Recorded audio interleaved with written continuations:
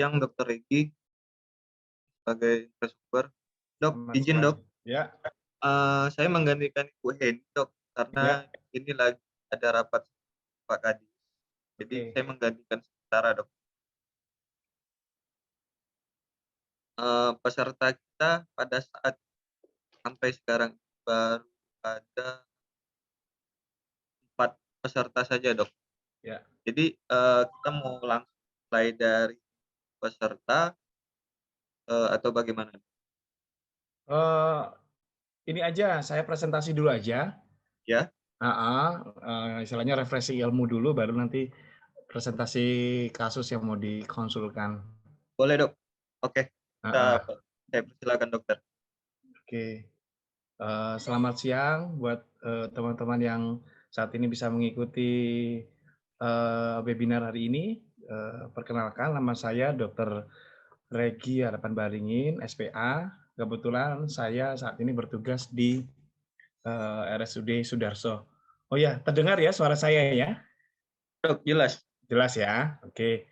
Eh, Saat ini saya mendapat tugas mengisi materi. Kebetulan saya memilih untuk yang aplikatif lah sehari-hari, yaitu tentang sesak pada balita. Nah, mungkin sering ya di puskesmas itu kasus-kasus seperti sesak pada balita sering datang. Nah, apa aja sih yang kemungkinan bisa menimbulkan sesak pada balita? Ini akan saya berikan sharing materi yang mungkin juga teman-teman di puskesmas sudah pernah mendapatkannya. Ini saya refreshing lagi ya. Izinkan saya untuk men-share layar saya ya.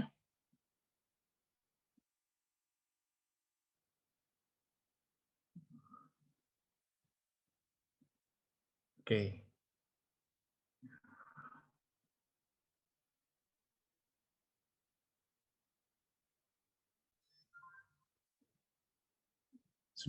Sudah nampak ya, Sudah Dok? Pak Ali?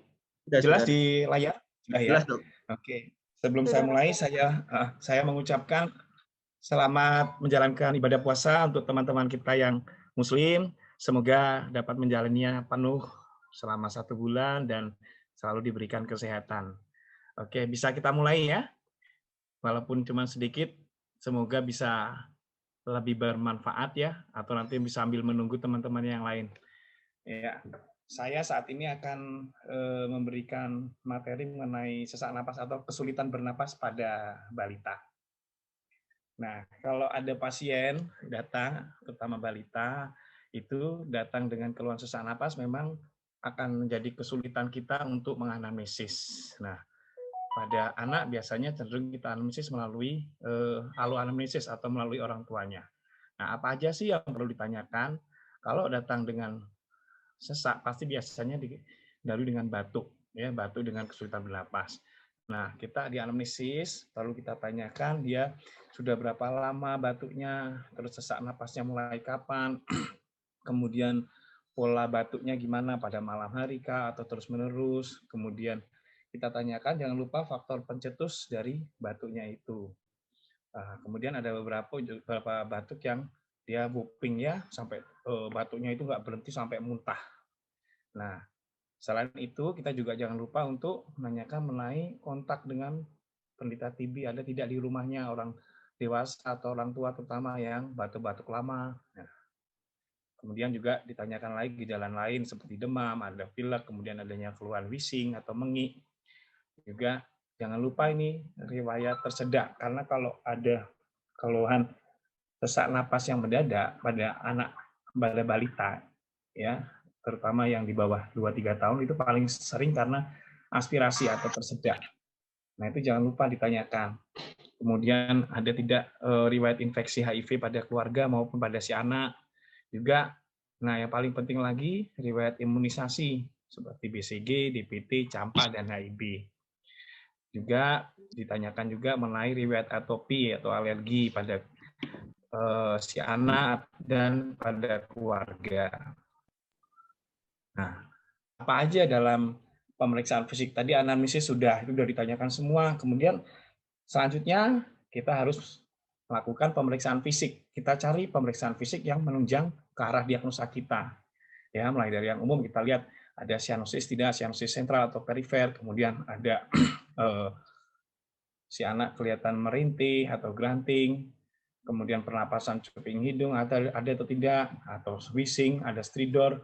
Kemudian yang khas pada anak-anak itu, ya ada balita atau bayinya itu kalau sudah ada nampak gasping atau kepala terangguk-angguk itu udah nampak sesak sekali. Kemudian juga perlu diperiksa ada tidak peningkatan tekanan vena jugularis kaitannya nanti dengan gagal jantung. Kemudian perlu juga dilihat telapak tangan pucat atau tidak untuk lihat ada ke arah anemia atau tidak. Kemudian untuk pemeriksaan fisik pada bagian dada, kita lihat harus hitung frekuensi pernapasan mulai dalam 1 menit ya. Nah itu nanti ada kriteria untuk frekuensi napas yang normal sesuai umur ya. Itu sudah ada dari umur 2 bulan, 2 sampai 11 bulan, umur 1 sampai 5 tahun. Kemudian dilihat juga pada dada ada tidak tarikan dinding dada atau retraksi. Kemudian ada kita periksa auskultasi, ada tidak suara ronki atau ada suara gangguan bunyi jantung. Itu harus kita lakukan pemeriksaan lebih teliti. Kemudian pada balita atau anak di bawah 5 tahun itu juga harus kita perhatikan abdomen atau perut. Karena pada masa balita itu kita ketahui bahwa pernapasan anak masih menggunakan toraco abdominal. Jadi kalau terdapat massa atau adanya penekanan dari abdomen ke rongga dada akan menyebabkan sesak pada anak. Nah, setelah kita lakukan pemeriksaan, kita jangan lupa juga diukur untuk saturasi oksigen atau oksimetri. Nah, di IGD diusahakan harus tersedia alat pulse oximetry untuk mengetahui berapa saturasi oksigen si anak. Ya. Kemudian bila didapatkan ada gambaran penuh berat, bisa dilakukan untuk foto ronsen. Nah, ini salah satu diagnosa banding ya, diagnosa banding anak umur 2 bulan sampai 5 tahun yang datang dengan batuk atau kesulitan bernapas. Itu bisa mulai dari pneumonia, bronkiolitis, gagal jantung yang biasa disebabkan oleh penyakit jantung bawaan, kemudian efusi atau emphysema, TBC, pertusis, dan benda asing serta pneumotoraks. Nah, untuk TBC, pertusis itu sebenarnya kan bisa dicegah dengan imunisasi. Makanya jangan lupa selalu ditanyakan riwayat imunisasinya. Nah, yang pertama ini mengenai pneumonia. Mungkin teman-teman sudah tahu ya mengenai pneumonia, terutama di MTBS kan sudah dijelaskan ya. Pneumonia apa sih? Yaitu kan peradangan pada parenkim paru. Penyebabnya bisa virus atau bakteri. Nah, di MTBS sendiri untuk mempermudahkan dalam praktek sehari-hari dibedakan secara klinis yaitu pneumonia berat, kemudian pneumonia ringan. Nah, itu kriterianya sudah jelas. Jadi kalau pada pneumonia berat itu tampak gejala tampak gejala yang hipoksemia dengan tampak sesak, frekuensi napasnya juga meningkat. Pada pneumonia berat harus dilakukan rawat inap, sedangkan pneumonia ringan bisa lakukan rawat jalan. Untuk pneumonia ringan sendiri, diagnosisnya di samping batuk atau kesulitan bernapas, didapatkan adanya frekuensi napas yang meningkat sesuai dengan umur. Untuk terapi, kita ketahui di MTBS ya pemberian antibiotik pilihannya untuk di puskesmas kita menggunakan cotrimoxazole dan amoxicillin ya. Nah, untuk pneumonia berat sendiri itu selain tadi ada peningkatan frekuensi napas dan batuk, juga disertai dengan adanya tanda-tanda minimal salah satu berikut ini yaitu kepala terangguk-angguk atau gasping itu udah nampak sesak sekali dia. Kemudian ada cuping hidung, ada tarikan dinding dada pada bagian bawah ke dalam seperti retraksi interkostal atau epigastrial. Kemudian pada foto dada menunjukkan gambaran pneumonia berupa infiltrat atau konsolidasi. Nah, untuk napas cepat tetap sesuai dengan umur, Kemudian dari pemeriksaan fisik, amputasi kita temukan adanya ronki. Kemudian ada suara pernapasan atau suara vesikuler yang menurun, terus adanya suara pernapasan bronkial. Untuk bayi muda, itu kasnya biasanya dia akan cenderung merintih. Seperti kayak bayi yang sulitan napas, dia akan merintih, suaranya seperti itu. Jadi itu tanda-tanda bahwa bayi kesulitan untuk bernapas.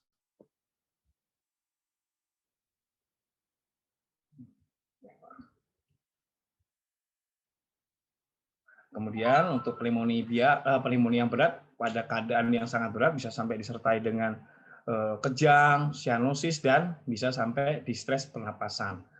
Tata laksananya untuk pneumonia berat itu biasanya dilakukan rawat inap ya, dilakukan rawat inap dengan pemberian oksigen dan pemberian antibiotik secara intravena, bisa amoxicillin, ampicillin. Kemudian untuk antibiotik yang dengan kondisi yang lebih memburuk bisa dikombinasi dengan chloramphenicol. Tapi kalau misalkan kondisinya sangat berat, kalau tidak bisa dirawat di puskesmas, ya sebaiknya dirujuk di rumah sakit. Karena beberapa kasus nanti bisa terjadi gagal napas yang mungkin akan membutuhkan untuk ventilator. Kemudian juga beberapa kasus mungkin membutuhkan antibiotik yang lebih tinggi, lini kedua dan lini ketiga, di mana mungkin di puskesmas tidak terdapat. Ya. Nah, itu tadi untuk pneumonia. Kemudian kita lanjutkan dengan batuk pilek. Batuk pilek sendiri juga bisa menyebabkan sesak pada anak karena pengaruhnya terutama bayi-bayi yang di bawah 2 tahun, seperti kita ketahui saluran napas mereka masih sempit. Jika tertutup dengan lendir saja akan menyebabkan anak menjadi sesak. Nah, untuk batuk pilek sendiri sering disebabkan oleh infeksi virus dan biasanya akan sembuh sendiri.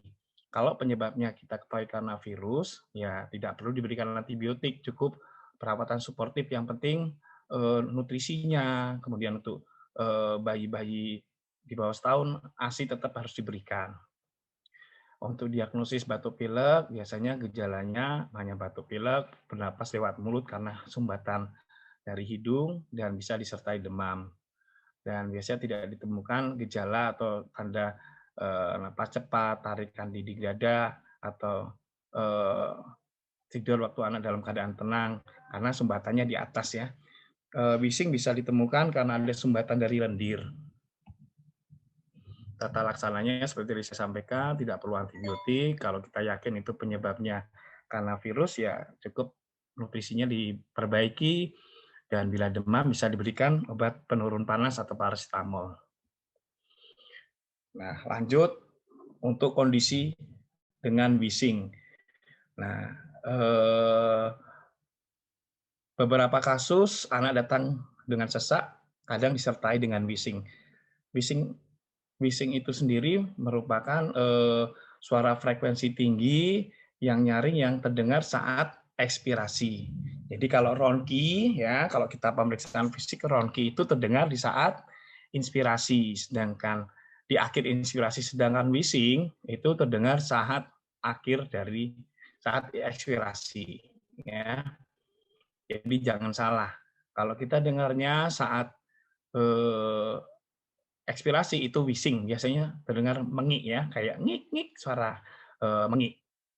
Pada umur 2 tahun pertama, bising pada umumnya disebabkan oleh infeksi saluran respiratorik akut akibat virus seperti bronkiolitis atau batuk dan pilek.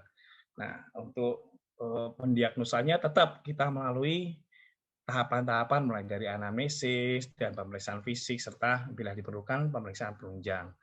Pada anamnesis sebelumnya biasanya anak biasanya sudah pernah itu datang dengan bising berulang, dan ada beberapa kasus bisa respon dengan pemberian bronkodilator. Untuk diagnosa asma atau bisa dilakukan dengan untuk yang asma biasanya juga telah dilakukan terapi asma jangka panjang ya. Untuk pemeriksaan fisiknya biasa datang dengan serangan wheezing, ya ditemukan adanya wheezing saat ekspirasi, kemudian kasnya itu ekspirasi memanjang. Jadi saat inspirasinya pendek dan saat ekspirasi dia lebih panjang karena ada penyempitan saluran napasnya itu. Kemudian saat perkusi kita temukan hipersonor, dan kadang di auskultasi juga terdengar ada suara ronki. Ya, ini beberapa diagnosis banding anak dengan Wishing ya. Bisa dengan asma, kemudian kalau anak di bawah 2 tahun itu biasanya masih cenderung bronkiolitis. Kemudian ada juga beberapa Wishing yang berkaitan dengan batuk dan pilek, serta benda asing juga bisa. Aspirasi benda asing itu sendiri juga bisa menimbulkan Wishing ya, dan kadang juga stridor. Nah, juga pneumonia juga beberapa kasus datang juga bisa menimbulkan suara Wishing. Ya, pertama dengan bronkiolitis. Nah, ini paling sering ini datang ya, bronkiolitis ya ke puskesmas, datang dengan biasanya kalau kita bilang itu bronkiolitis itu diagnosa untuk anak di bawah 3 tahun ya. Dan seringnya juga berulang hampir sama kayak asma. Tapi bronkiolitis sendiri itu biasanya disebabkan oleh virus atau respiratory syncytial virus. Nah, diagnosanya antara lain kita temukan adanya Wishing, namun dia tidak membaik dengan pemberian bronchodilator ya. Biasanya kalau asma ya, untuk 3 tahun ke atas bila kita beri bronchodilator dia akan membaik, tapi kalau ini biasanya sudah di nebu ya suara Wishing-nya tidak akan membaik gitu. Kemudian didapatkan ekspirasi memanjang, ada hiperinflasi dinding dada, tarikan dinding dada juga kadang ada kita temukan ronki. Nah, karena ada sesak, otomatis si anak akan sulit makan atau menyusu. Nah, untuk bronkiolitis sendiri, tata laksananya tetap ya kita terapi sportif dengan pemberian oksigen. Kemudian bila anaknya sulit makan minum supaya tidak dehidrasi kita beri infus. Bila perlu kita lakukan pemasangan, kalau kuat sesaknya ya perlu pasang dengan pemasangan NGT. Nah, kalau kita sudah tahu bahwa bronkiolitis itu penyebabnya adalah virus ya tidak perlu diberikan antibiotik. Nah, untuk pemberian ada beberapa kasus memang pemberian sampai sekarang untuk pemberian kortikosteroid dan bronkodilator terutama untuk nebulisasi itu masih pro dan kontra. Kalau untuk saya sendiri sih kadang juga saya masih berikan karena prinsipnya kita kalau mau melakukan nebulisasi harus tahu manfaat dan tujuan kita menebulisasi ya. Nah, pemberian antibiotik bisa diberikan kalau kita curiga disertai dengan infeksi bakteri. Biasanya kita bisa lihat melalui hasil laboratorium, bila didapatkan leukosit yang tinggi, itu bisa kita berikan antibiotik. Tapi kalau memang yakin penyebabnya karena virus, ya tidak perlu.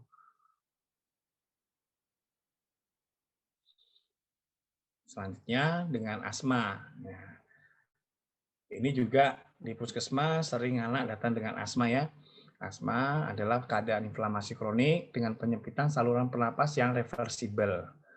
Ya, jadi patofisiologinya dari asma sendiri yaitu kita ketahui adanya reaksi inflamasi, adanya hipersekresi, dan adanya bronkospasme, sehingga akan timbul gejala Wishing, ya Wishing. Diagnosisnya ya kita ketahui dari adanya batuk, batuknya biasanya cenderung pada malam hari menjelang subuh dan bila sesak akan ditemukan suara Wishing. Untuk asma sendiri biasanya juga akan respon dengan pemberian bronkodilator nebulisasi. Nah, ini kriteria diagnosis asma sesuai dengan GINA, ya, gejala ada Wishing, batuk, kemudian dikonfirmasi dengan pemeriksaan untuk pemeriksaan aliran darah dengan spirometri. Ada kriterianya sesuai dengan GINA. Untuk tata laksana asma, prinsipnya kalau asma selalu edukasi ke pasien supaya menghindari faktor pencetus. Jadi asma sendiri akan terkontrol kalau dia bisa menghindari faktor pencetus. Nah, kalau mau lebih teliti lagi, lebih idealnya kita sarankan untuk tes alergi, ya, supaya bisa diketahui bahan-bahan alergen apa yang sensitif terhadap si anak. Cuman memang kendalanya di Kalbar ini masih sulit untuk tes alergi, hanya beberapa tempat praktek TS anak yang menyiapkan. Ya, kemudian tata laksana medikamentosa tetap pemberian bronchodilator dengan nebulisasi, kemudian pemberian kortikosteroid bila kita curigai penyebabnya dengan virus. Nah, ini protokol untuk penanganan serangan asma. Sebaiknya di puskesmas dibuat nih nanti daftarnya di UGD, jadi kita tahu tahapan-tahapannya. Nanti waktu ada serangan, kita bisa menentukan ini kapan kita memberikan tata laksana untuk serangan ringan sedang, kapan ini kriteria berat atau ancaman henti napas. Sehingga dengan mengetahui protokol ini, penata laksanaan serangan asma saat datang ke puskesmas bisa lebih maksimal. Ya. Ini juga untuk tata laksana asma serangan berat ya. Nah, untuk yang serangan sedang, untuk serangan sedang dan berat itu kita bisa langsung memberikan kortikosteroid, baik yang oral maupun yang injeksi. Ya, ini juga untuk tata laksana dari tahapan-tahapannya nanti bisa dibaca ya. Ini mungkin di buku WHO sudah ada ini. Nanti bisa di-download ya. Nah, kemudian kita lanjut kondisi sesak pada anak yang disertai dengan stridor. Untuk teman-teman di puskesmas mungkin pernah ya dengar stridor ya, kayak suara ngorok ya, hampir seperti suara ngorok. Stridor adalah bunyi kasar saat inspirasi karena penyempitan saluran pada orofaring atau subglotis atau trakea. Jika sumbatan berat, stridor juga bisa terjadi saat ekspirasi. Anamnesis yaitu diriwayatkan ada stridor, kemudian riwayat ada tidak riwayat tersedak, kemudian jangan lupa juga stridor ditemukan ada tidak saat lahir, itu beberapa kasus seperti laringomalacia, nah itu dibawa biasa sejak lahir. Nah, untuk pemeriksaan fisik, untuk jangan lupa kita lihat kalau kita curiga ke arah stridornya karena difteri, ya lihat ada tanda bullneck atau tidak, kemudian ada sekret hidung bercampur darah, kemudian lihat anak saat kondisi tenang tetap ada stridor atau tidak ya.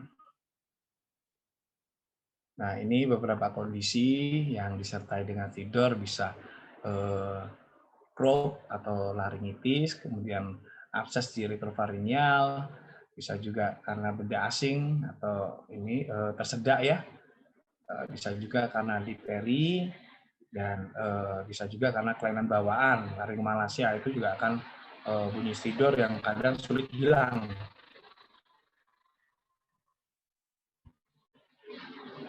Untuk CROP atau laryngotracheobronchitis itu biasanya penyebabnya virus, menyebabkan obstruksi atau penyumbatan saluran respirasi ke atas.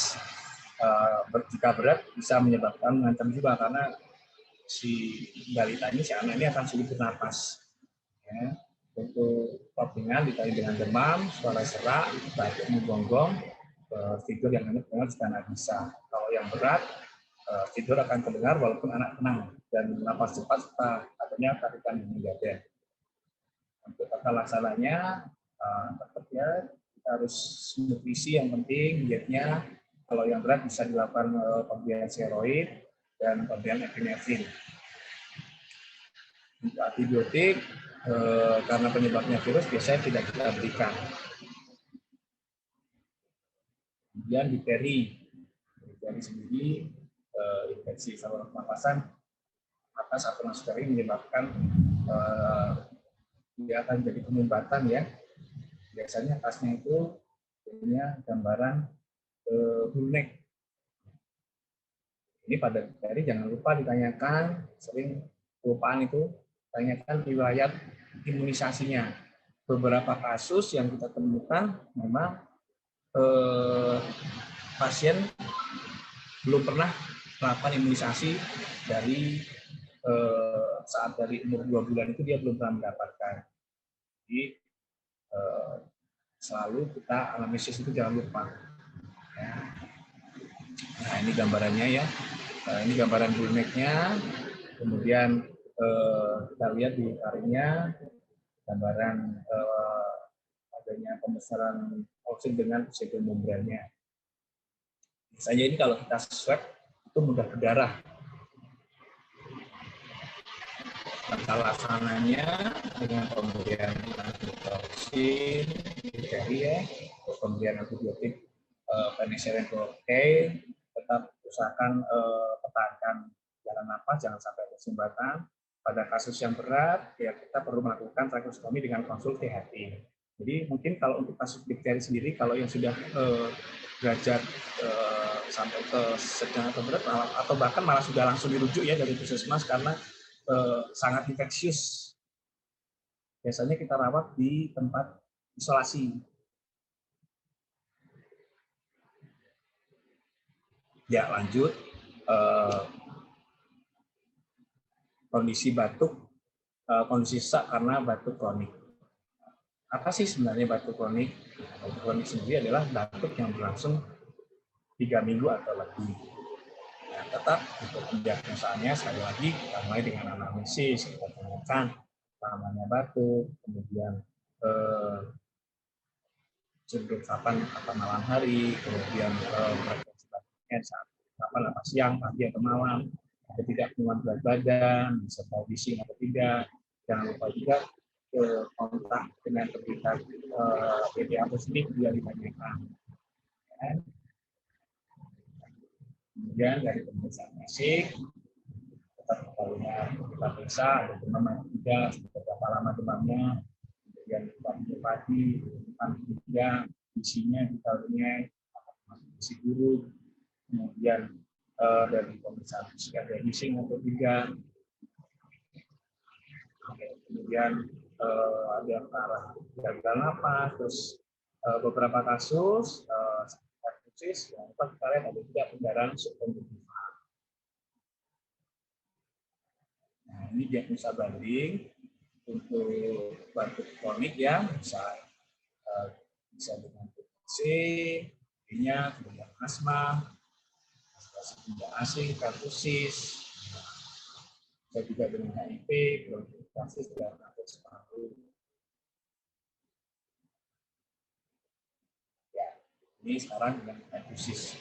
Di pertusis ini masih sering ya kita temukan. Saya sendiri beberapa kasus tahun lalu banyak ya, dan rata-rata yang kita temukan itu dari bayi yang belum pernah imunisasi, jadi mungkin orang tuanya tidak mau imunisasi, akhirnya terkena.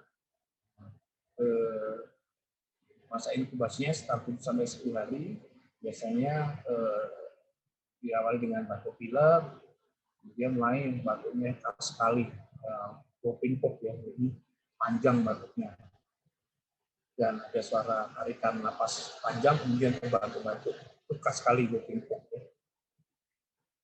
Ya, pada etis ini sering kita temukan sampai adanya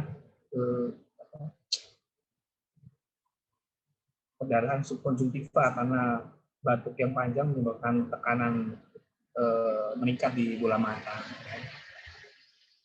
Tata laksananya kalau misalkan kasusnya ringan pada anak 5 bulan bisa rawat jalan, tapi kalau yang berat atau anaknya sampai kesulitan untuk nyusu atau minum atau makan, ya sebaiknya dirawat ya. Nah, terapinya untuk antibiotiknya pemberian erythromycin selama 10 hari. Kemudian juga tetap dilakukan tata laksana untuk pernapasannya, jaga untuk airway supaya jangan tersumbat ya, misalkan bisa juga dengan pemberian oksigen untuk mengurangi sesaknya. Nah, untuk perawatan penunjang bila anaknya tidak terlalu sesak, mungkin MGT nggak perlu karena biasanya untuk akan merangsang batuknya. Tapi bila memang kesulitan untuk menyusu, ya mau tidak mau tetap kita pasang MGT supaya susu nutrisi bisa masuk. Nah, diusahakan ya jangan memberikan penekan batuk atau obat sedatif ya, karena itu akan makin menyebabkan dia sesak. Nah, kalau demam boleh diberikan obat panas.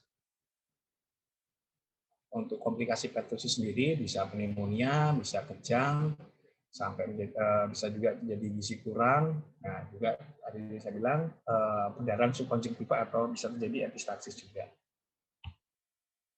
Kemudian dengan selanjutnya untuk batuk kronik ya, itu salah satunya yang paling banyak, masih banyak di kita ini di Kalbar, yaitu TBC atau tuberkulosis.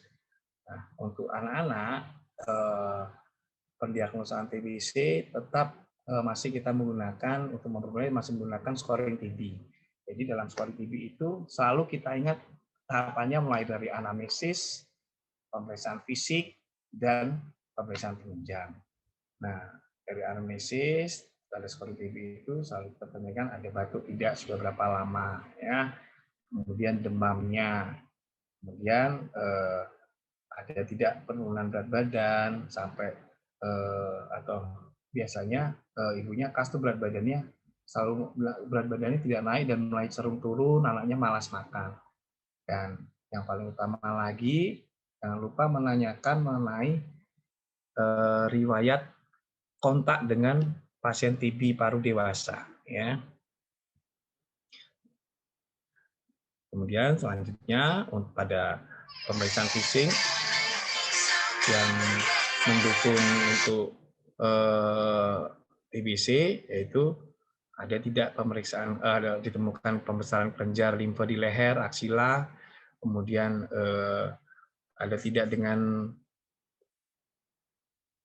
pembengkakan sendi atau lutut, atau deformitas tulang. Kemudian hasil tes tuberkulinnya kita dapatkan apa? Apakah positif atau didapatkan pembesaran yang bukan kemerahan yang dinilai, tapi udulasinya, diameter udulasinya itu harus lebih untuk anak dengan gizi baik, yaitu atau tidak ada masalah dengan imun, ya harus lebih dari 10 mm atau dari 1 cm. Cuman untuk anak-anak dengan HIV, pada pemeriksaan HIV atau ada masalah imun atau kelainan imun, itu biasanya kalau diameternya sudah lebih dari 5 sampai 10 mm, kita bilang positif ya untuk tes tuberkulin. Kemudian jangan lupa dilakukan pengukuran berat badan per umur, juga TB per TB atau berat badan per tinggi badan untuk menilai status gizi. Nah, kemudian dari pemeriksaan penunjang itu jangan lupa dilakukan untuk ronsen toraks. Nah, dari semua itu nanti kita lakukan untuk penjumlahan scoring TB-nya. Nah, ya seperti ini. Jadi kalau skornya lebih atau sama dengan 6, kita langsung diagnosa sebagai klinis TB, kita beri terapi. Tapi ada beberapa kasus, kalau untuk TBC, bila kita lihat adanya gambaran subkulofluoderma, atau misalkan di ronsennya juga kita temukan ada gambaran TB miliaris, ya itu nggak perlu lakukan scoring TB, itu langsung kita diagnosa sebagai TB dan langsung diberi terapi TBC. Ya. Tata laksananya untuk TBC anak itu untuk TBC paru itu dilakukan ada 2 fase, yaitu tahap awal atau intensif selama 2 bulan dengan 3 macam obat, dan dilanjutkan fase lanjutan 4 bulan itu dengan 2 macam obat. Dosisnya seperti ini ya, dosis INH, rifampicin, pirasinamid, ethambutol, dan ceftriaxone.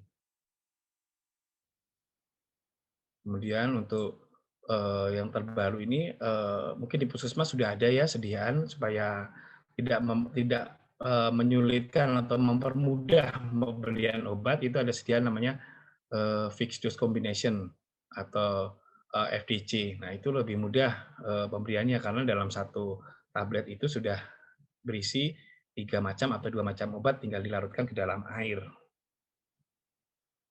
Nah, ini untuk dosis yang FDC ya, sesuai dengan berat badan kita berikan mulai dari yang 1 tablet untuk 5 sampai 9 kilo, 10 sampai 14 kilo 2 tablet, dan seterusnya. Tapi kalau berat bayinya anaknya kurang dari 5 kilo, kita tidak bisa memberikan FDC, harus memberikan secara puyer. Dan untuk membuat puyer, saya sarankan tidak boleh dicampur ya. Jadi kalau membuat puyer rifampicin, INH maupun pirasinamid itu harus terpisah, jangan dicampur menjadi satu puyer. Kemudian untuk kasus yang TB berat, nah itu pemberiannya atau TB ekstrapulmonal ya, ekstrapulmonal itu pemberiannya untuk fase intensifnya minimal 4 macam obat ya, mulai dari rifampicin, INH, pirasinamid, ethambutol atau streptomycin. Dan pada tahap lanjutan itu yang kalau yang TB paru TB pulmonal itu cukup 4 bulan. Kalau pada yang TB berat atau ekstrapulmonal itu pemberiannya yang fase selanjutnya 10 bulan ya. Nah, untuk kasus yang meningitis TB, TB miliar atau peritonitis TB, kita harus memberikan kortikosteroid selama 2-4 minggu dan kemudian di tapering off selama 2-6 minggu. Tujuannya untuk mengurangi proses inflamasi dan mencegah terjadi perlekatan jaringan. Selanjutnya untuk yang batuk kronik, batuk kronik penyebabnya bisa juga karena aspirasi benda asing. Biasanya pada anak-anak itu suka masukkan benda kecil-kecil seperti kacang atau biji-bijian itu ke hidung. Saya pernah beberapa kasus itu malah ada tutup minyak kayu putih yang kecil itu dimasukkan ke hidung. Jadi pasien datang ke praktek dengan keluhan anaknya sering pilek, sudah sebulan sering pilek.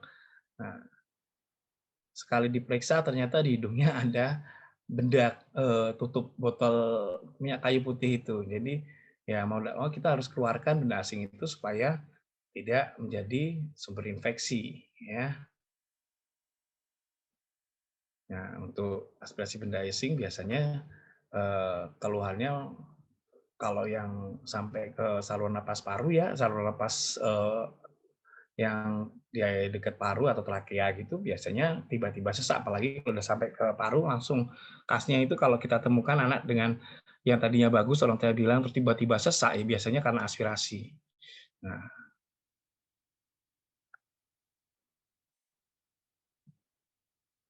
ini penanganannya kalau yang karena tersedak pada bayi bisa dilakukan back blows ya. Nah, kemudian kalau atau chest thrust ya ini cara-caranya bisa dibaca nanti. Kemudian untuk yang di atas tahun sama prinsipnya kita usahakan keluar benda asing itu dengan teknik sama ya dengan black pose atau dipukul dengan dengan telapak tangan di punggung ya untuk merangsang refleks muntahnya. Dan ini yang terakhir untuk sesak pada anak itu bisa juga disebabkan oleh gagal jantung. Biasanya gagal jantung ini penyebabnya kalau pada anak berbeda sama orang tua. Kalau pada anak itu biasa penyebab utamanya karena penyakit jantung bawaan ya atau sering dibilang bocor jantung. Bisa juga karena yang didapat penyakit jantung didapat yaitu antara lain karena demam rematik atau karena anemia berat. Anemia berat sendiri juga bisa menyebabkan gagal jantung dan bisa juga karena gizi buruk. Diagnosisnya khasnya pada gagal jantung itu ya ada yang takikardi, kemudian napas cepat ya, kemudian adanya hepatomegali. Nah, itu kalau misalkan kita tensi didapatkan hipertensi, gagal jantung bisa juga disebabkan karena glomerulonefritis akut ya. Tata laksananya pada gagal jantung prinsipnya ya kita pemberian diuretik, kemudian pemberian oksigen dan obat-obat untuk untuk penguat jantung yaitu bisa digoxin, dopamin, doputamin maupun captopril.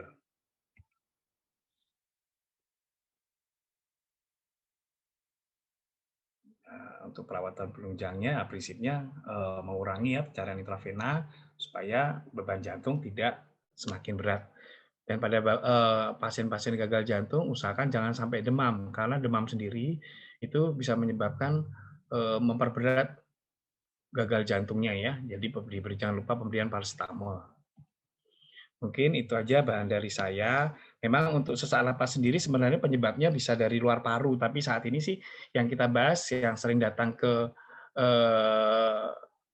puskesmas yang dapat kita tangani ya penyebabnya yang problem dari pernapasan. Sementara yang di luar pernapasan bisa karena metabolik dan lain-lain atau gangguan elektrolit itu mungkin jarang ya. Itu saja yang dari saya. Mungkin bisa dilanjutkan dengan pembahasan kasus. Terima kasih. Terima kasih dokter. Mungkin kita lanjut ke Puskesmas kali Dok ya. Ya, Mungkin dari Mas yang mempunyai masalah sama seperti kita pada hari ini, mungkin bisa disampaikan ke sumber.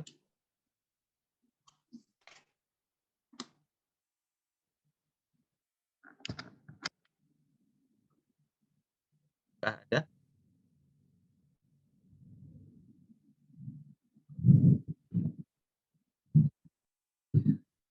mohon maaf Serta kalau agak berisik ya karena di luar sedang hujan. iya, nggak apa-apa Dok. Ya. Mungkin dari Puskesmas Pak yang bertanya ini sih biasanya dari Puskesmas Kendawangan dokter. Ya, Dokter Tri mungkin. Baik, Assalamualaikum dok, selamat siang dok. selamat siang. Waalaikumsalam. Dok izin bertanya dok, Ya. bagaimana seni pemilihan obat batuk dan pilek pada anak dan bayi dok? Karena di beberapa kasus dok, saya sering memberikan obat batuk kombinasi yang berisi paracetamol, pseudoephedrine, atau epinephrine, tambah guaifenesin, CTM. Kadang saya tambahkan ambrosol dok, bahkan steroid sirup dok, tapi batuknya juga tidak sembuh dok Ya. Bahkan antibiotik yang agak tinggi dok termasuk cefixime atau cephalosporin, tapi batuknya tidak sembuh dok. Apakah ada seni tersendiri dok dalam memilih obat batuk dok? Terima kasih dok. Ya. Ini terima kasih dari dokter Tri ya. Dokter siapa tadi? Iya dok. Iya Dok, Dokter Tri Ya. dari Puskesmas Oke. Kendawangan Dok. Ya, jadi sebenarnya untuk batuk sendiri itu dari IDAI itu ada rekomendasi untuk itu ada bukunya nanti mungkin bisa di-download ya rekomendasi tentang tata laksana batuk sendiri. Nah, untuk pemberian ya biasanya yang sering saya dapat itu kasus ya dari puskesmas atau apa dapat obat batuk yang merek namanya bayi batuk, tapi pakai bahasa Inggris ya. Mungkin teman-teman puskesmas pernah itu ya dengar ya mereknya bayi batuk. Nah, sebenarnya kita kalau membeli obat batuk itu ya sesuai dengan kondisi batuknya. Terutama untuk bayi-bayi di bawah 6 bulan itu harus hati-hati. Nah, sekali lagi penyebabnya batuk harus kita tahu itu penyebabnya karena apa. Ada beberapa kasus itu untuk batuk yang kronik, saya pernah dapat kasus itu karena bayi itu tidak tahan dengan aroma atau bau-bauan. Jadi selalu dianamnesis yang lebih teliti, Bu, ada tidak sebagai contoh misalkan dia pakai obat nyamuk yang bakar atau obat nyamuk yang elektrik itu kadang juga merangsang. Jadi batuk sendiri itu belum tentu karena penyakit, makanya dalam pemberian antibiotik kita harus hati-hati. Batuk sendiri itu adalah mekanisme tubuh untuk membuang sesuatu, bisa kuman, bisa benda asing, bisa juga debu yang mengganggu saluran napas. Nah, justru karena dia silianya bagus, berusaha akan membuang itu dengan produksi lendir, kemudian mendorongnya dengan refleks batuk. Ya. Nah, kalau anaknya terpapar terus dengan yang pencetus batuk, ya mau dikasih antibiotik kayak apa ya nggak akan sembuh. Jadi sekali lagi dicari. Banyak penyebabnya itu hal sepele, misalkan nih sedang bangun rumah, nah, ternyata menyebabkan berdebu. Nah itu juga bisa ya kalau seperti itu tidak perlu kasih antibiotik, boleh sih dikasih pemberian apa namanya mukoregulator seperti ambroxol bisa, tapi yang paling utama lagi ya dihindari pencetus batuknya itu dan yang paling aman lagi ya kalau anak di bawah 2 tahun terutama, itu cukup dijaga hidrasi saluran napasnya. Jadi biar tetap lembab supaya gerakan silianya itu bagus. Ya, biasanya apa? Suruh dengan perkuat minumnya, itu minum yang hangat. Jadi kita pastikan dulu penyebabnya apa. Kalau semua batuk dikasih antibiotik nanti ya nggak ada manfaatnya gitu. Nah, khusus untuk anak itu kita tidak pernah menyarankan pemberian tidak boleh malah itu ya pemberian ini golongan untuk penekan batuk seperti kodein, kemudian DMP itu tidak boleh. Karena ya seperti saya bilang tadi, batuk itu sebenarnya kan refleks normal. Jadi kalau ditekan, ya refleks normal ditekan, dia akan terasa sesak. Saya pernah dapat kasus itu eh, anak dengan pertusis dikasih kodein. Wah itu anaknya kasihan sekali itu kebetulan waktu saya diputus ibu itu. Kemudian karena anaknya makin sesak dibawa ke saya. Nah ternyata dia dapat itu kodein. Nah jadi saran saya kalau anak balita terutama batuk itu ya paling aman sih kalau mau memberi memang golongan mukoregulator seperti Ambroxol ya. Tapi tetap dicari dulu penyebabnya ya, penyebabnya. Kalau memang kita yakin itu karena bakterial, khasnya biasanya apa kalau bakterial? Khasnya itu adalah anaknya letargis sekali, demamnya tinggi. Nah, itu boleh kita beri antibiotik. Tapi kalau anaknya masih aktif, makannya bagus segala macam ya coba dihindari dulu antibiotik gitu. Jelas ya? Oke. Ya, makasih dok. Ya, Oke dok, ada pertanyaan dari Puskesmas Entikong dok. ya. Begini dok, izin bertanya, untuk bayi-bayi kurang 6 bulan, terkadang ada yang datang keluhan sesak napas. Pada saat diperiksa, ada yang suara ronti, ada pula yang suara napas bersih, tetapi orang tua seringkali meminta disuap. Mohon penjelasannya dok, Ya, mengenai nebulisasi pada bayi kurang 6 bulan. ya. Apakah boleh? Apa indikasi tertentu? Dan bolehkan bila diberi mukolitik dan atau antihistamin? Terima kasih dok. Ya, oke. Terima kasih. Bagus ya pertanyaannya. Nah, untuk nebulisasi lagi, masalah nebulisasi memang itu kaitan dengan batu ya. Jadi prinsipnya kita kalau memberi nebulisasi itu harus tahu manfaatnya. Jangan semua datang di nebu, semua di nebu, ya. Nah, sebagai gampangannya ya, saya selalu membedakan manfaat nebulisasi itu 3. Satu, untuk inflamasi, kemudian untuk bronkodilator, ya. Nanti pasti tahu masing-masing ya. Kalau inflamasi ya menggunakan budesonide. Kemudian untuk bronkodilator biasanya menggunakan golongan salbutamol. Atau untuk hidrasi atau untuk melembabkan saluran napas biasanya menggunakan NaCl, 1,9%. Atau kalau untuk ekspektoran untuk mengeluarkan dahak saat kita melakukan induksi dahak ya untuk kasus-kasus ambil TBC biasa pakai NaCl 3%. Tapi khusus untuk NaCl 3%, kalau di puskesmas melakukan itu, misalkan mau periksa dahak, hati-hati, harus dengan pengawasan. Ya, kenapa? Saat kita melakukan nebulisasi dengan NaCl 3%, seperti kita ketahui bahwa anak di bawah 5 tahun saluran napasnya masih sempit. Begitu kita nebu dengan NaCl 3%, akan timbul hipersekresi. Nah, itu akan menyebabkan dia sesak, bisa sampai apnu.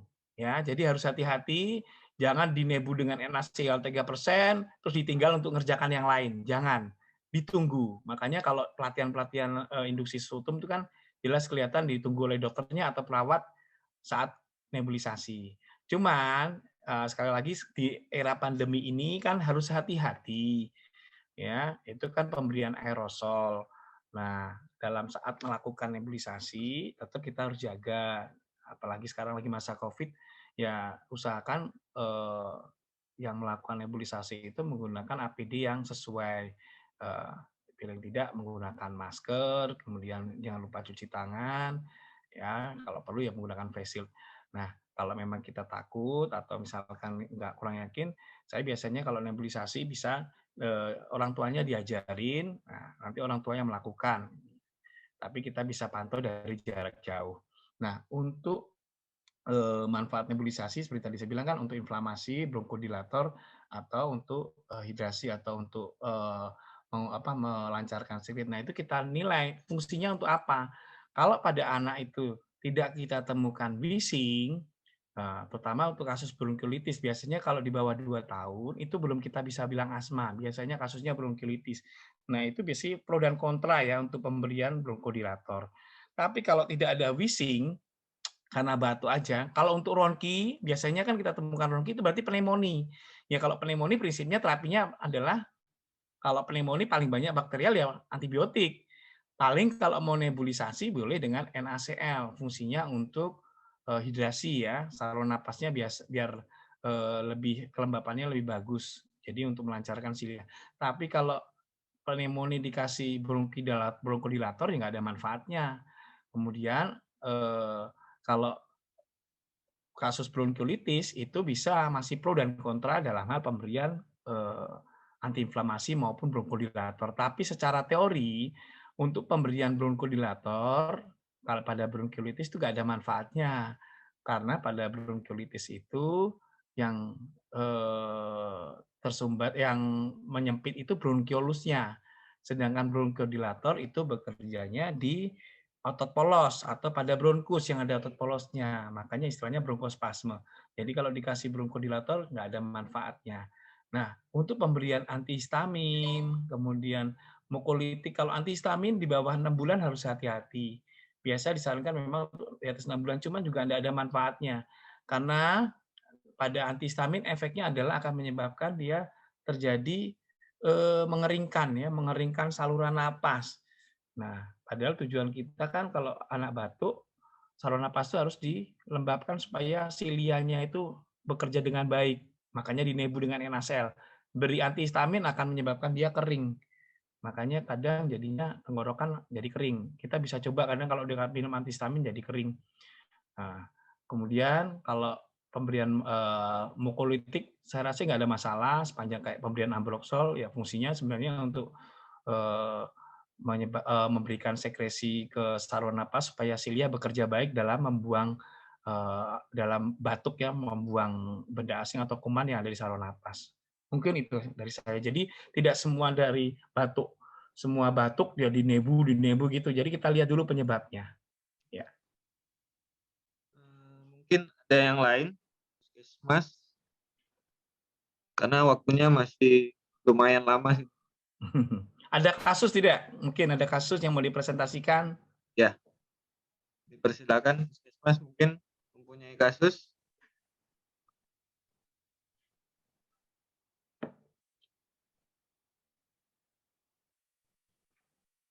Jadi mulai sekarang saya tekankan untuk balita batuk usahakan jangan memberi kodein maupun DMP. Ya kalau paling aman sih, kalau saya sendiri sampai sekarang masih paling aman ambroxol. Tapi kalau misalkan untuk kasus-kasus tertentu kayaknya tidak perlu, ya cukup sarankan ibunya supaya, terutama yang di bawah 6 bulan ya, itu cukup sarankan ibunya susuin sering aja. Paling ya supaya ibunya tenang, kita kasih vitamin sih nggak ada masalah ya.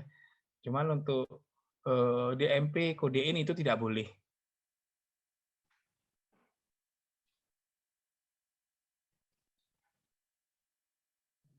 Mungkin dari Puskesmas Putus Sibau Selatan ada.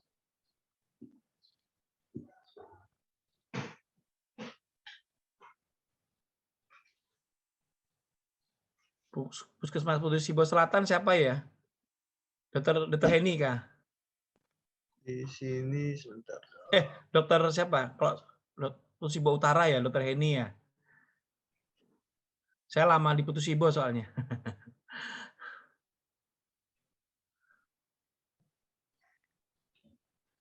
Ini dengan dokter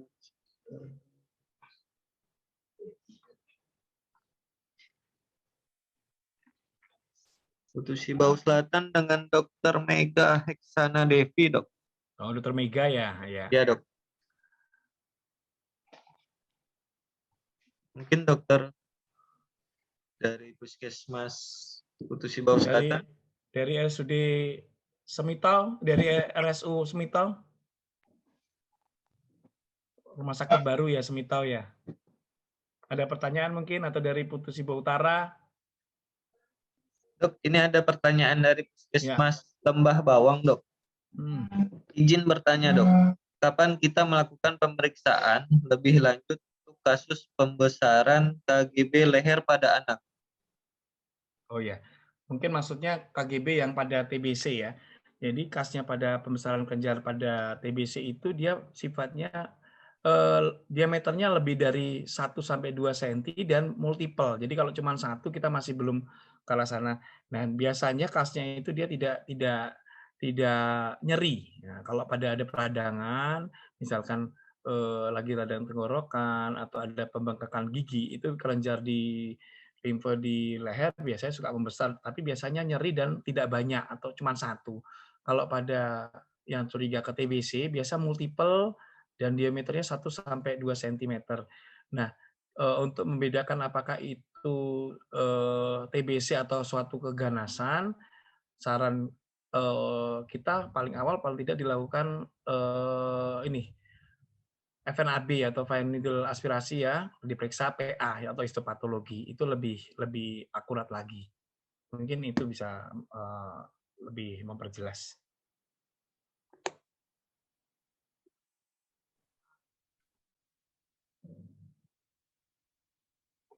Oke, ada lagi kira-kira?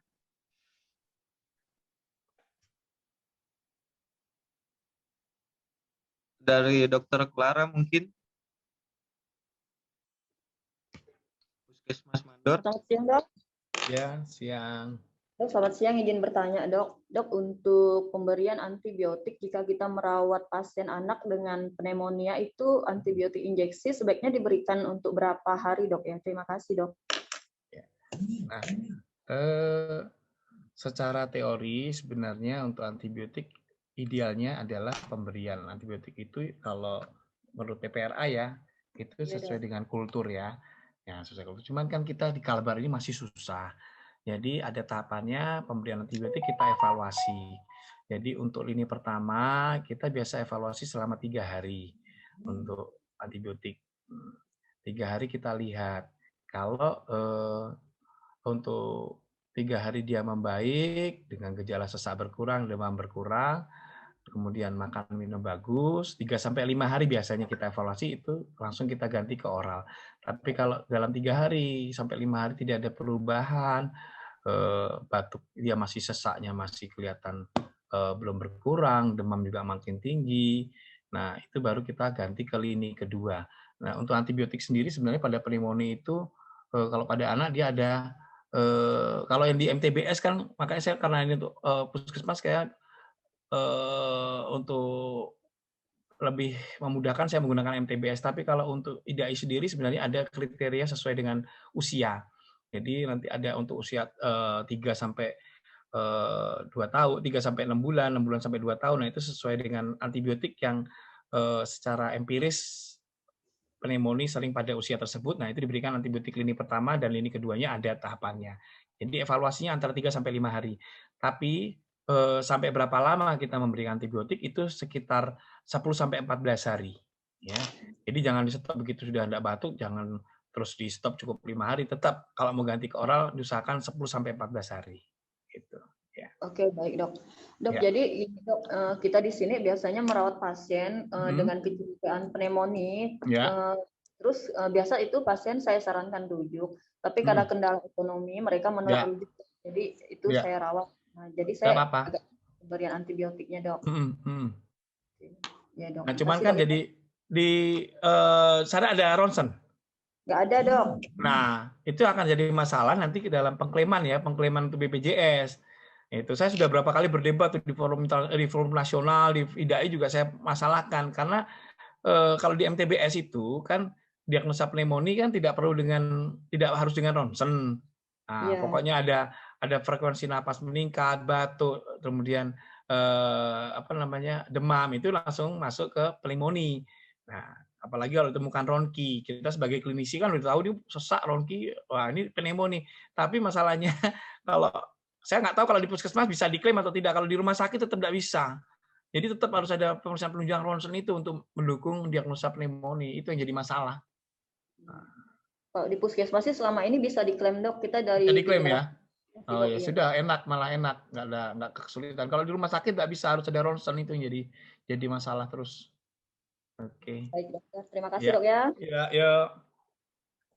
Ini ada pertanyaan lagi dok dari Puskesmas Balai Bekuak dok.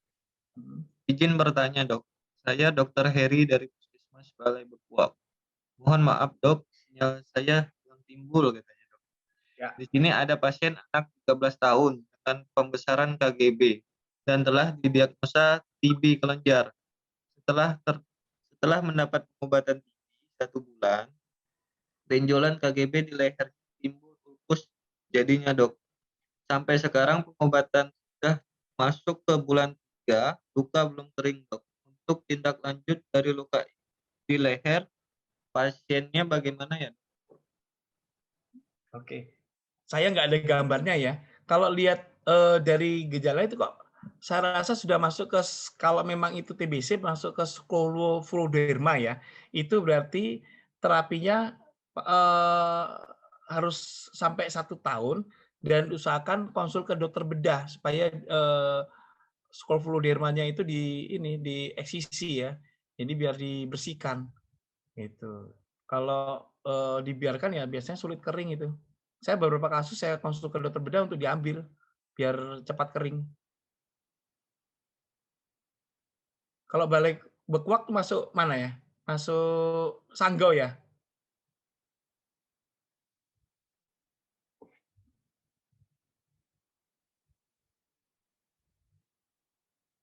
Ketapang dok, batasan. Masuk Ketapang. Ya sudah, dikonsulkan ke dokter bedah di Ketapang aja. Bedah umum bisa kok. Mungkin dokter Herianto bagaimana tanggapannya dok?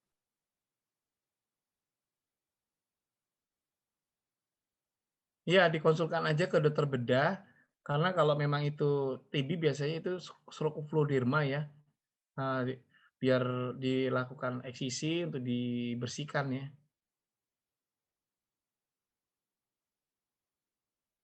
Oke, terima kasih dok. Mungkin ada lagi pertanyaan?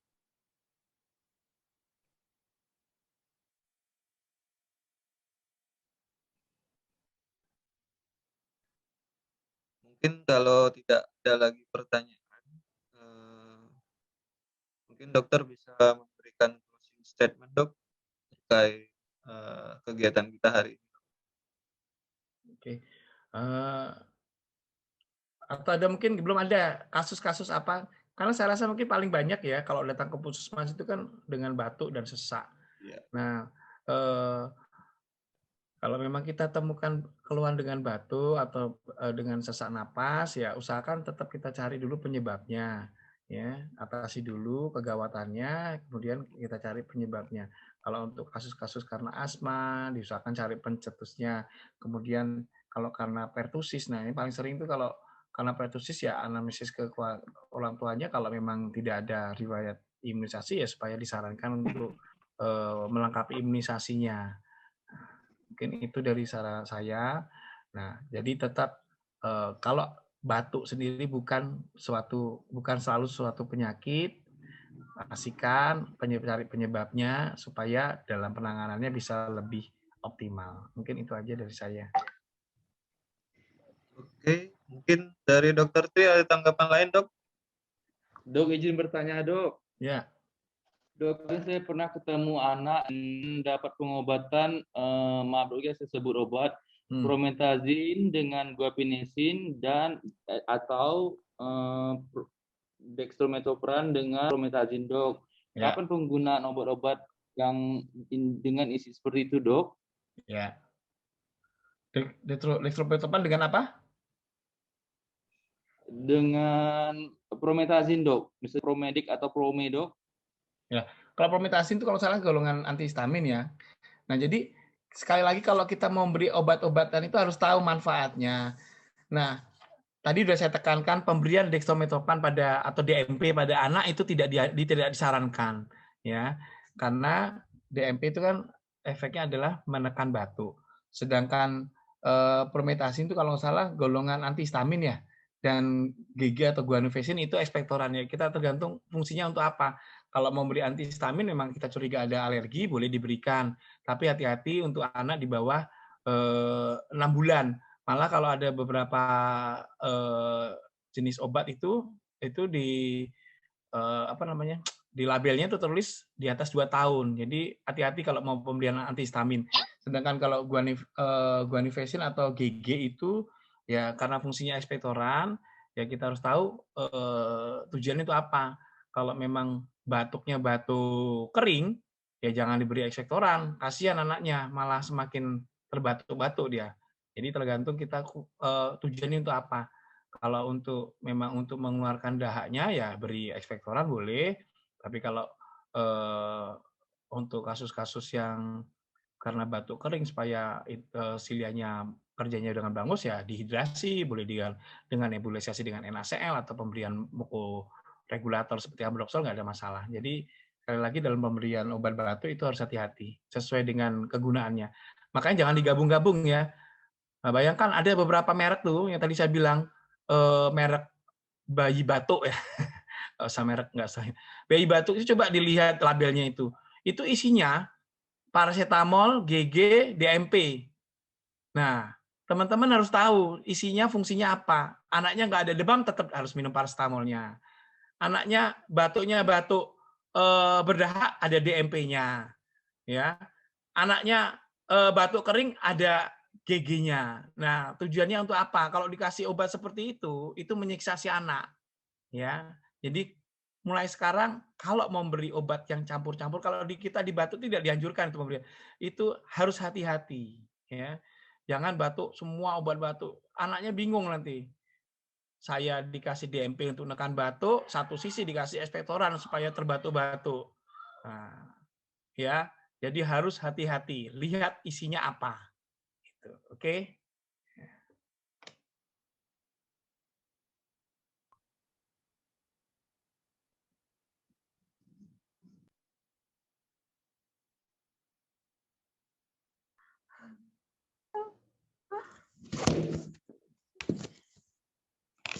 Oh iya, pesan saya nih kalau mau ngasih obat batuk, saya tuh orang yang suka nyobain ya. Jadi sebelum saya kasih ke anak, saya sudah pernah nyoba GG, saya sudah pernah ambroxol, DMP. Coba sekali-sekali minum GG malam hari. Coba. Nggak bisa tidur. Nah, itu minum GG. Belum habis itu dikasih DMP. Coba. Nah, jadi kita tahu, oh kalau anak saya atau pasien saya kasih ini, efeknya akan apa. Nah, saya udah pernah nyoba semua soalnya, jadi harus hati-hati.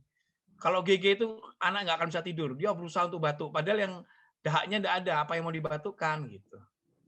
Ya? Ya, makasih dok. Ya, sama-sama.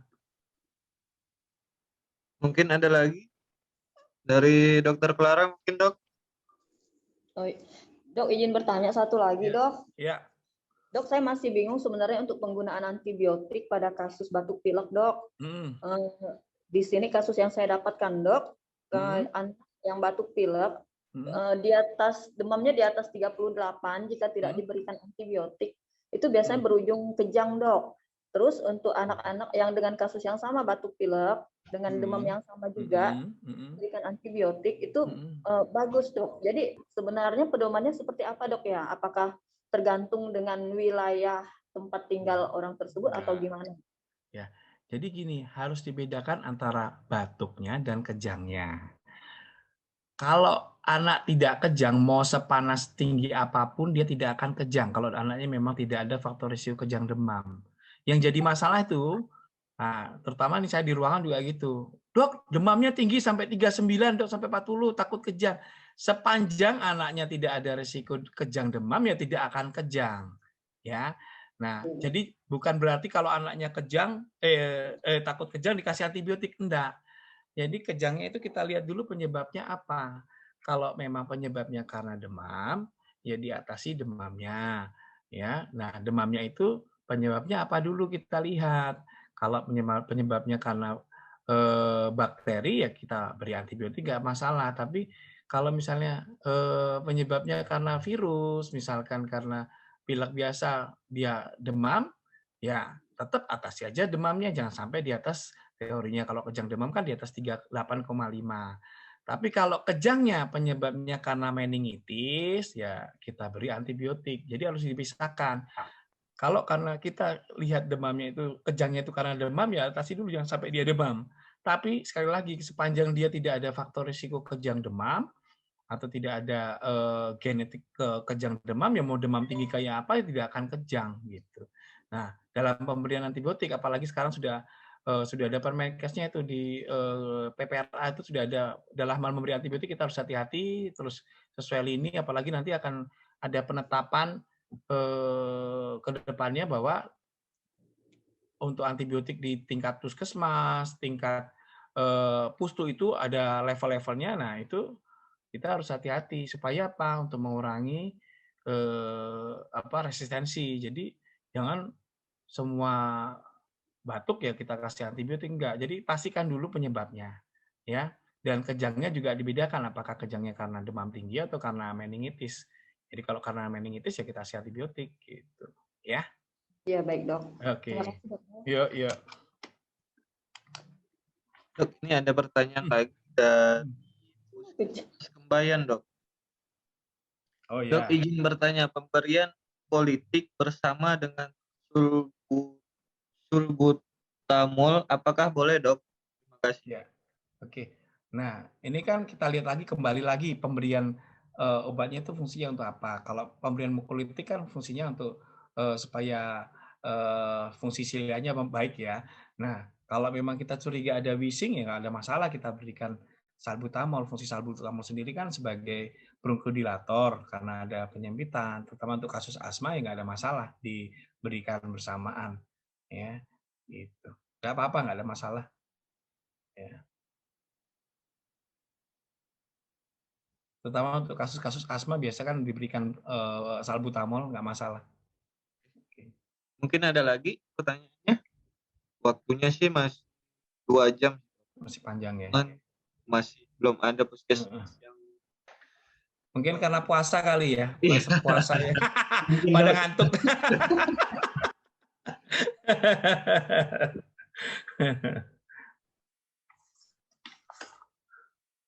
Ini ada pertanyaan lagi nih. Ya, dari Kecurigaan Kedawan. infeksi bakteri pada anak di bawah 2 tahun.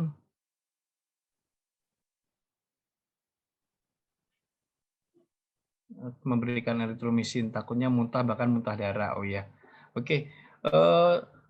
Sebenarnya kalau pemberian eritromisin sendiri kan memang efeknya kadang membuat mual ya.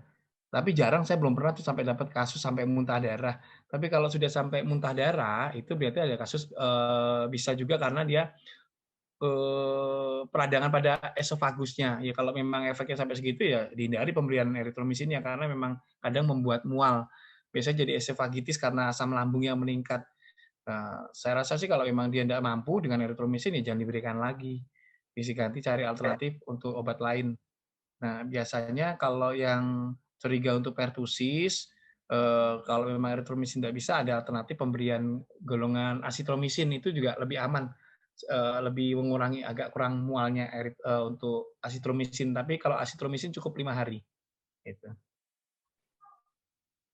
Tapi kalau hanya untuk infeksi bakteri lain kan biasanya lini pertama masih amoxicillin ya. Saya aja masih pakai amoxicillin kok. Ya, apalagi kalau bayi itu kan belum terpapar ya.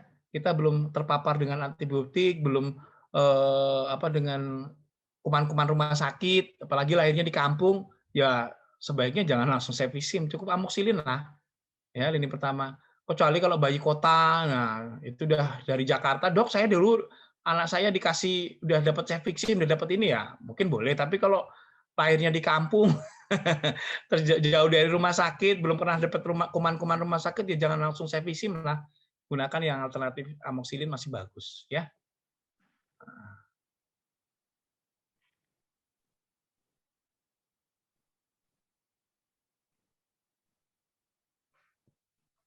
Dari Puskesmas Putus Ibo nih, mana suaranya? Puskesmas Putus Ibau atau Rumah Sakit Semitau. Nah, Rumah Sakit Semitau.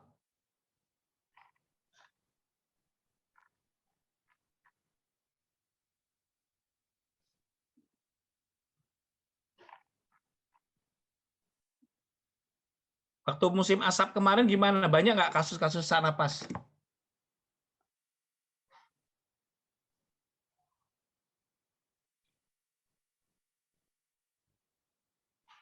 Oh iya, untuk tambahan, usahakan kalau memang kita dapat kasus TBC pada anak, jangan hanya anaknya yang diterapi ya, dicari sumber penularnya, selalu dicari di rumah situ siapa orang dewasanya, kemudian lingkungan sekitarnya. Nah, kalau ada anak kecil lagi di rumah itu, diusahakan keluarganya juga suruh bawa untuk tes mantuk. Jadi jangan berhenti si anak itu aja yang dicari, tapi seluruh isi rumah itu. Saya pengalaman pernah 2 kasus nih di praktek saya. Jadi ibunya datang ke saya karena terdiagnosa TBC dari dokter paru, dan dokter parunya bagus, disuruh konsul ke saya untuk screening anaknya.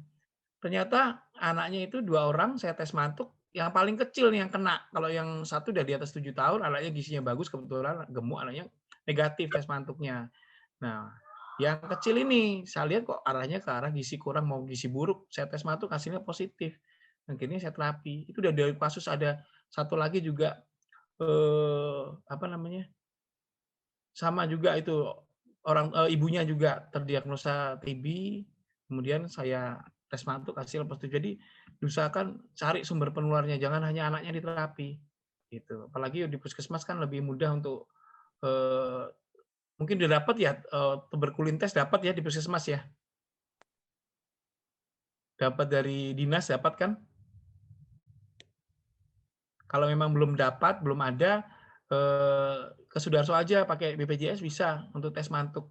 Kalau yang dekat-dekat sekitar Sudarso kirim aja, bisa dengan saya tiap hari. Kalau saya Kamis atau Dokter Nevita hari Selasa untuk tes mantuk bisa. Atau kalau ke rumah sakit paru, klinik paru yang punya Dinkes itu di dekat rumah sakit Bayangkara juga bisa tes mantuk. Ya.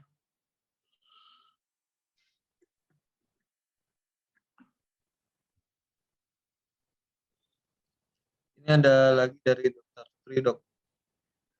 Ya. Di mana indikasi penggunaan steroid oral benar pada anak ya, Dok? Indikasi dan bayi kecil.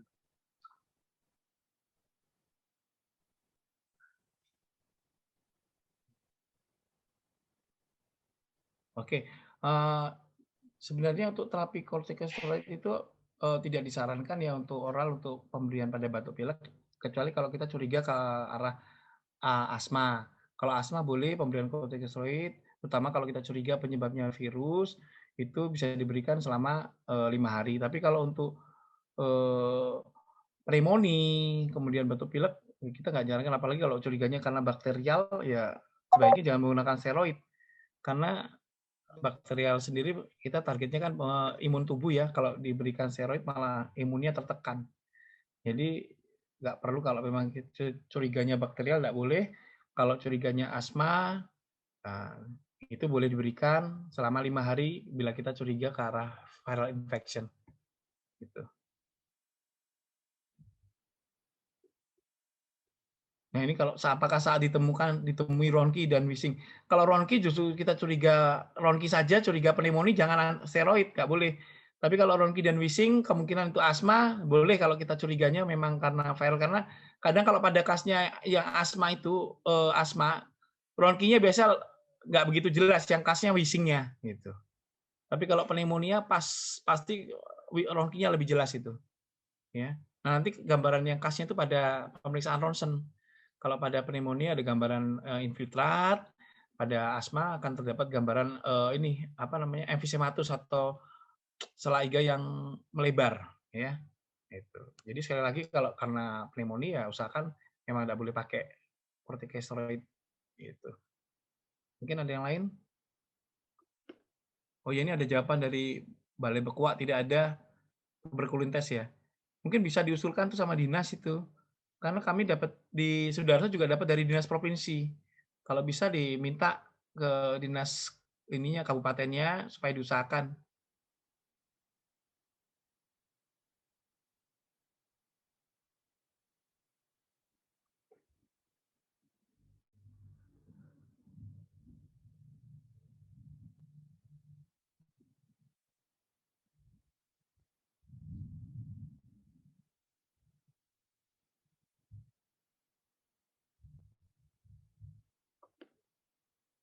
Mungkin ada lagi pertanyaan?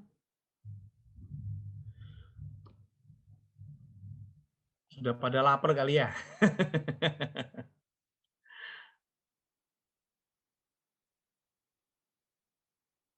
Ya dok, mungkin pada puasa jadi ngantuk kali dok. Eh, mungkin ada yang lain tambahannya dari puskesmas?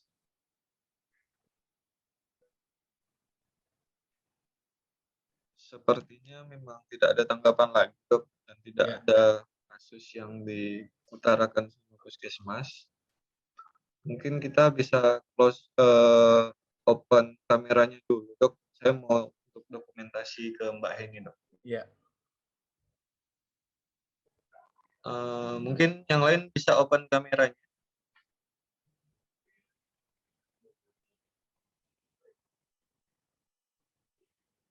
Oke, dalam hitungan ketiga saya akan screen capture ya. 1, 2, 3.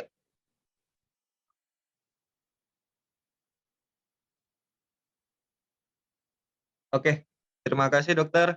Ya. Selamat Terima siang. kasih semua. Selamat siang. Ya.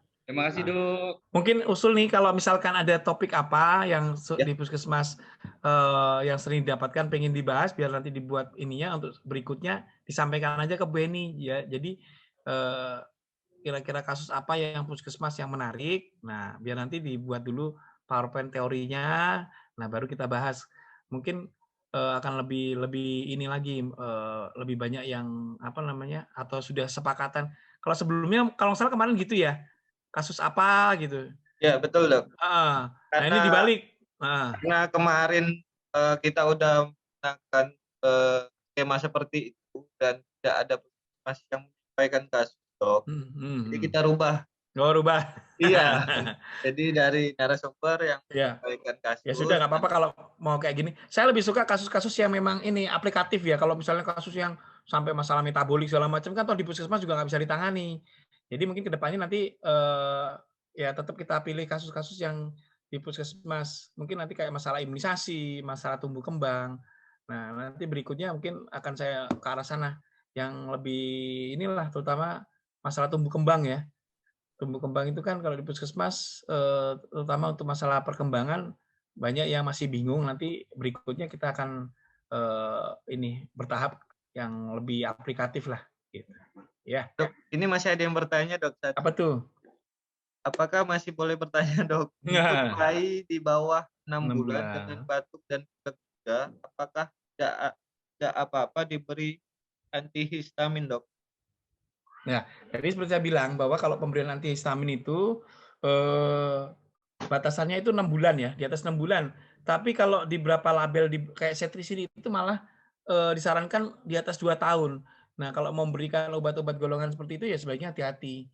Ya, hati-hati terutama sekarang pasien saya pernah ngasih itu setrisin karena memang saya curiganya alerginya. Saya berikan setrisin karena untuk alerginya. Nah, itu karena di labelnya ada tulisan 6 bulan, di atas 2 tahun pasien bertanya. Jadi harus hati-hati dan edukasi ke pasien. Tapi kalau di bawah 6 bulan ya sebaiknya tidak dianjurkan ya. Tidak dianjurkan. Kalau memang tidak perlu sekali nggak usah. Di bawah 6 bulan karena memang limitnya 6 bulan ke atas untuk pemberian antihistamin. Mungkin itu bisa menjawab.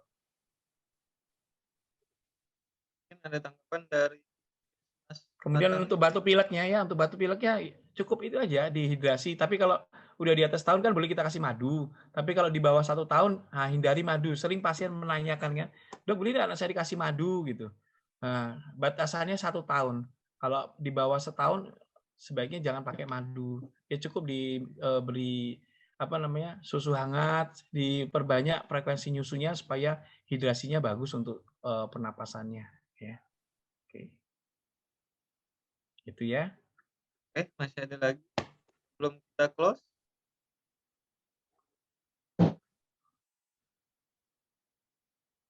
Mungkin sampai di sini dulu dok pertemuan kita. Ya.